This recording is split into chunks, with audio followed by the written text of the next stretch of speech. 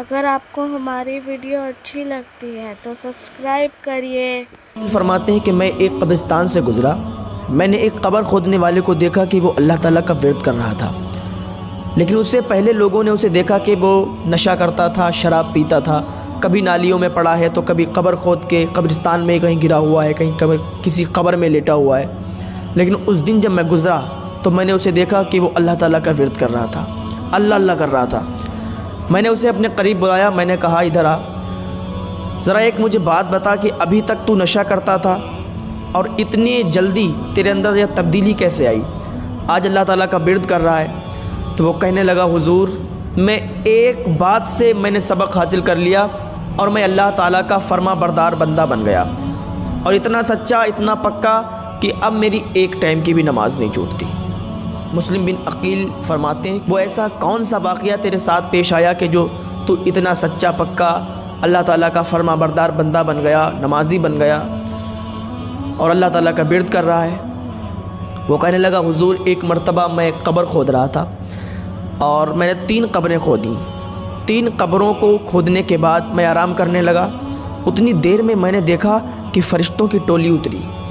फ़रिश्ते ज़मीन पर आए और कब्रों के पास खड़े हो गए। उनमें जो एक हेड फ़रिश्ता था, जो बड़ा फ़रिश्ता था ओहदे में, तो उसके हाथ में रजिस्टर था और वो और फ़रिश्तों को बता रहा था कि ये जो कब्र है पहली वाली, ये एक अल्लाह ताला के नेक बंदे की कब्र है और इस कब्र को नीचे से 12 कोस लंबी कर देना, ऐसी कर देना कि इसमें जो मुर्दा दफन हो उसको कोई तकलीफ़ ना हो, ये अल्लाह ताला का नेक बंदा इसमें आएगा। फिर कहा, दूसरी कब्र के पास जब वो गए तो उनमें से वही फ़रिश्तों का सरदार हेड फ़रिश्ता बोला कि ये जो कब्र है इसमें अल्लाह ताला का नेक बंदा आएगा, इसको 40 कोस तक फैला देना, नीचे से 40 कोस तक इसको लंबा कर देना।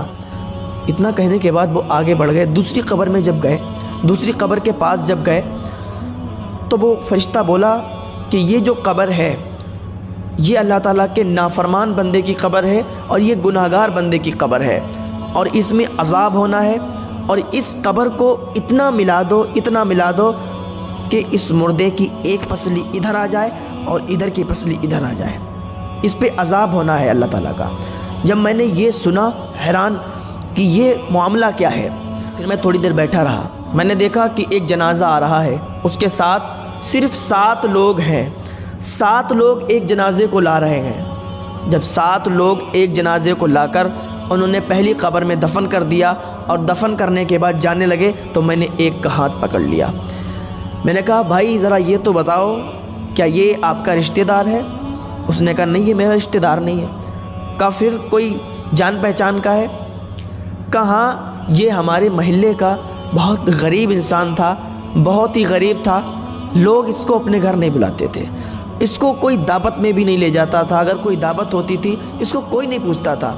और लेकिन जब सब अमीर सो जाते थे, जब सब अमीरों के महल बंद हो जाते थे तो ये गरीब इंसान इसके टूटे हुए छप्पर से अल्लाह अकबर की अज़ान की सदा बुलंद होती थी।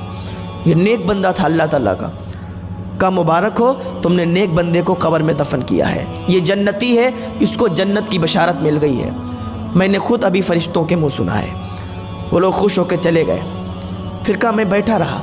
फिर मैं इंतज़ार करने लगा कि अब दूसरा जनाज़ा कौन सा आने वाला है। जब दूसरा जनाज़ा आया तो उस जनाजे में फ़कत 4 लोग एक जनाजे के साथ आए। आने के बाद उन्होंने उस जनाजे को दफन किया। दफन करने के बाद वो जाने लगे। मैंने उनमें से एक का हाथ पकड़ लिया। मैंने कहा, भाई ये बताओ, क्या ये तुम्हारा रिश्तेदार है? उन्होंने कहा, नहीं मेरा रिश्तेदार नहीं। कहा, फिर कोई मोहल्ले वाला है? कहा, नहीं ये मोहल्ले वाला भी नहीं। कहा, फिर कौन है? तो वो कहने लगा कि ये एक मुसाफिर था और ये 1-2 दिन से रोज़ हमारे महल्ले से गुज़रता था। अमीरों के घर हैं हमारे महल्ले में, अमीर लोग रहते हैं, उधर से गुज़रता था तो कोई इस पर तवज्जो नहीं देता था। लेकिन आज इसका इंतकाल हो गया तो हमने कुछ लोगों को इकट्ठा किया, हमने तमाम अमीरों को बुलाया, हमने कहा आओ इसको दफना देते हैं, कुछ कफन का इंतज़ाम कर देते हैं, इसकी फाता खानी का कुछ इंतज़ाम कर देते हैं। तो सारे अमीर भाग गए, सारे अमीर चले गए। बोले ये गरीब इंसान है, इसको दफनाएंगे? ارے ہمیں انفیکشن ہو جائے گا، ہٹاؤ اسے ایک رسی میں باندھ کے کسی دریا میں پھینک دو جا کر۔ جب انہوں نے اتنا کہا تو ہم 4 لوگوں نے اس کے کفن دفن کا انتظام کیا اور اس کو دفن کر کے جا رہے ہیں۔ اس قبر کھودنے والے نے کہا مبارک ہو، تم نے ایک اللہ کے ولی کو دفن کیا ہے، تم نے ایک اللہ کے ولی کو دفن کیا، یہ جنتی ہے، میں نے فرشتوں کے منہ سنا ہے۔ وہ لوگ خوش ہو کر چلے گئے۔ اب جب لاسٹ میں جو جنازہ آنے والا تھا وہ دیکھ رہا تھا وہ کون سا جنازہ ہے۔ دیکھا کہ بہت ہی دھوم دھام سے لاکھوں آدمی اس جنازے کے ساتھ، پھولوں سے مالا سے پوری چارپائی سجی ہے، لوگ نعرے بلند کرتے آ رہے ہیں۔ جب وہ جنازہ آ گیا تو لوگوں نے پوچھا کہ کوئی قبر خالی ہے؟ تو میں نے کہا ہاں ایک قبر خالی ہے۔ کہا کتنے روپے؟ میں نے کہا 1000۔ تو ان امیروں نے 1000 روپے لے کر اور میرے منہ پر مار دیے، بولے دور ہٹ جا، اب یہاں امیر کا جنازہ ہے، امیر کو دفن کرنے والے ہیں، تو ہٹ یہاں سے، انفیکشن پھیلا رہا ہے۔ بولے میں ہٹ گیا دور۔ جب انہوں نے دفن کر دیا جنازے کو، اس مردے کو دفنا دیا تو مٹی کم پڑ گئی، پھر مٹی باہر سے آئی، مول خرید کے منگائی گئی اور اس کی قبر کو اور اونچا کر دیا گیا۔ اور میں دیکھ رہا تھا اور میں سوچ رہا تھا کہ فرشتوں نے کہا تھا کہ جو تیسرا انسان اس میں آئے گا اس کی قبر میں عذاب ہوگا۔ میں یہ سوچ کر بڑا افسوس کر رہا تھا۔ پھر جب وہ جانے لگے ان میں سے میں نے ایک کا ہاتھ پکڑ لیا۔ میں نے کہا بھائی ایک بات بتاؤ، یہ تمہارا رشتہ دار ہے؟ اس نے کہا نہیں رشتہ۔ اب ایک بات سنیے، جب آدمی غریب ہوتا ہے، جب انسان غریب ہوتا ہے تو اس کے رشتہ دار بھی اسے بھول جاتے ہیں، اور جب انسان مالدار ہو جاتا ہے تو جو رشتہ دار نہیں بھی ہوتے ہیں وہ بھی کہنے لگتے ہیں کہ ہم تمہارے رشتہ دار ہیں۔ جب انسان غریب ہوتا ہے تو اسے پیسے دینے والا کوئی نہیں ہوتا ہے، اس کو اگر وہ کسی سے ادھار بھی مانگ لے تو اس کو کوئی نہیں دیتا، لیکن انسان اگر مالدار ہے تو مالدار ہی مالدار کو دیتا ہے۔ آج کل غریب کا کوئی نہیں ہے۔ تو وہ کہنے لگا کہ آپ اس کو جانتے ہو؟ اس نے کہا نہیں ہم تو نہیں جانتے۔ کہا بھائی ایک بات بتائیں تو ناراض تو نہیں ہو گئے؟ تو اس نے کہا بتاؤ ہم کیوں ناراض ہوں گے، نہ تو ہمارا کوئی رشتہ دار ہے، نہ تو ہمارا کوئی خاندانی ہے، ایک امیر شخص کی بیوی کا جنازہ ہے، ہم تو شریک ہو گئے، ہم تو مٹی دینے کے لیے چلے آئے۔ کہا سنو، میں نے فرشتوں کے منہ سنا ہے کہ اس قبر میں جو دفن ہونے والا ہے اس پر عذاب ہونے والا ہے اللہ تعالیٰ کا۔ یہاں تو تم نے اس کو مٹی سے اوپر تک بہت بڑی قبر بنا دی، پھولوں کے مالا چڑھا دیے، پانی چھڑک دیا، لیکن قبر میں اس پر عذاب ہو رہا ہے۔ اس قبر کھودنے والے نے کہا یہ بتاؤ اس کے معاملات کیا تھے، کون سی ایسی وجہ تھی کہ جس کی وجہ سے آج یہ قبر میں عذاب کی مستحق ہے، آج اس کی قبر میں عذاب ہو رہا ہے؟ تو وہ کہنے لگا بھائی بات یہ ہے کہ یہ سب سے امیر، شہر کے سب سے امیر کی بیوی تھی، محلے کی غریب بچیاں اس کے دروازے پر اگر آتی تھیں اور کہتی تھیں کہ چلو آج ہم نے حضور کی محفل سجائی ہے، آج ہم نے ظہر کے بعد یا عصر کے بعد ہم نے حضور کی محفل سجائی ہے، چلیے ہمارے گھر، آپ امیر گھر کی بہو ہیں، آپ ہمارے گھر آئیں گی، ہماری عزت میں اور 4 چاند لگ جائیں گے۔ تو یہ کہا کرتی تھی، تھپڑ مار کے کہا کرتی تھی کہ نکل جاؤ، ہم تمہارے گھر پہ آئیں گے، ہم اتنے امیر ہیں، تمہارے گھر پہ جا کر ہم انفیکشن ہمیں ہو جائے گا، ہمیں یہ ہو جائے گا وہ ہو جائے گا۔ تو وہ غریب بچیاں مایوس ہو کر واپس لوٹ جایا کرتی تھی۔